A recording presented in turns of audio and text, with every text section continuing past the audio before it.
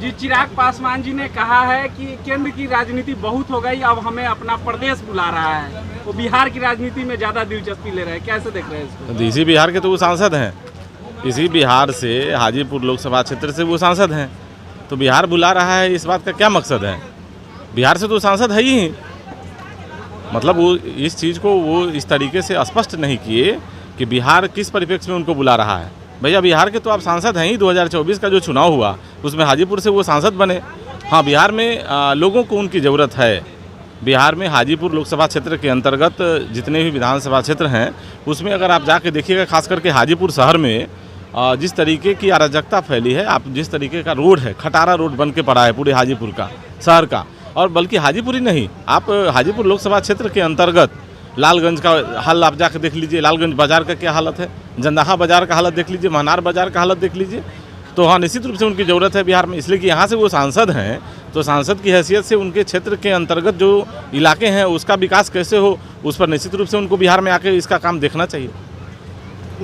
उन्हीं का अलायंस के मंत्री उप मुख्यमंत्री विजय सिन्हा जी बोले हैं कि नचनिया, गवैया और अभिनेता का जो है बिहार का मुख्यमंत्री नहीं बन सकता है। अब देखिए, कैरेक्टर तो निकल के सामने आ ही जाता है। अब वो विजय सिन्हा जी अब किस परिप्रेक्ष्य में बोले हैं तो वही बताएंगे, लेकिन अब कभी वो देखे होंगे उस तरह का कैरेक्टर, तभी वो बोल पाए होंगे। अब इसका जवाब तो वही दे पाएंगे।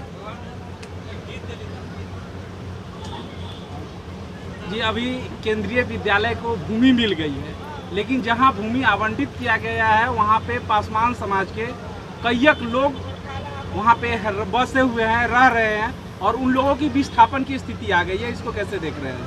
नहीं, देखिए, निश्चित रूप से इतने लंबे समय से जो लोग जहाँ पे रह रहे हैं, वास कर रहे हैं, और वो गरीब वर्ग के लोग हैं, तो उन लोगों को नहीं उजाड़ा जाना चाहिए। अब बहुत सारी ज़मीनें खाली पड़ी हैं, दूसरे ज़मीन में भी ये काम किया जा सकता है।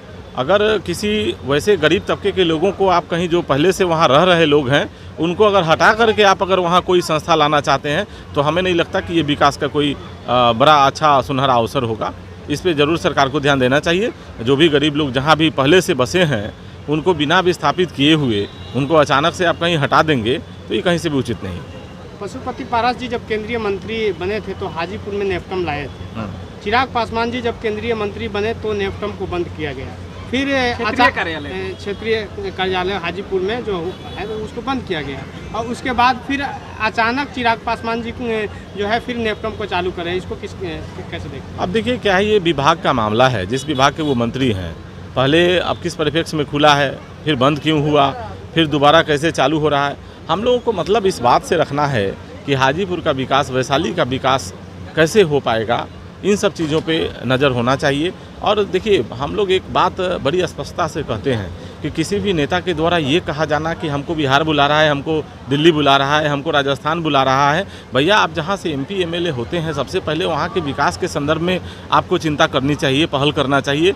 ये वैशाली आप जहाँ पे अभी खड़े हैं, ये लोकतंत्र की धरती इसको माना गया है, और ऐसे धरती पे वैशाली का आप लोग देखे होंगे चित्रण, जिस तरीके से वैशाली में विकास होना चाहिए। आपने कहीं कुछ देखा है क्या वैशाली में?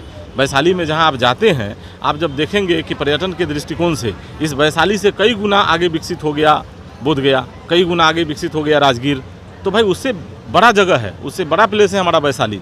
लेकिन वैशाली के विकास पर कभी कोई चर्चाएं नहीं होती है। लोग अपने अपने को कैसे सेट करें, हम कैसे CM बन जाएं, हम कैसे डिप्टी CM बन जाएं, हम कैसे किसी राज्य के मंत्री बन जाएं, हम कैसे भारत सरकार में मंत्री बन जाएं, मतलब अपने अपॉर्चुनिटी के प्रति लोगों का ज़्यादा झुकाव है। इस बिहार के विकास के संदर्भ में किसी को कोई मतलब नहीं। तो कहीं ऐसा भी देखा, मतलब इसका यह मतलब हो सकता है कि जो चिराग पासवान जी जो है वो प्रेशर पॉलिटिक्स कर रहे हैं?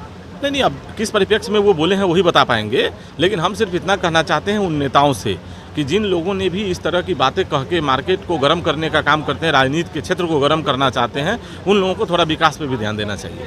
बिहार के विकास पे उन लोगों को थोड़ी ध्यान दे देंगे तो थोड़ा बिहार और वैशाली का विकास हो जाएगा।